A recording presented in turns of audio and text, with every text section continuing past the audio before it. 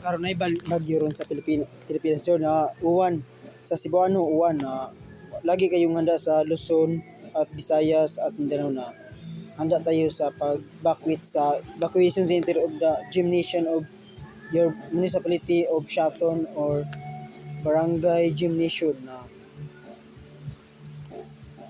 bukas or linggo pumapasok yung bagyo, maglandfall siya linggo po siya maglandfall sa Luzon na naging handa tayo sa bagyo dahil yan ay isang kinaiyahan sa ating kalikasan dahil sa pag mining sa bundok ng Cebu dahil sila ay dumadaanan ng bagyong Tino nung nakaraang araw. Naampo tayo sa Ginoo.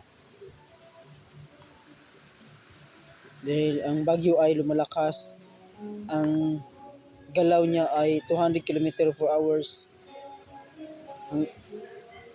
Yung kanya, yung mga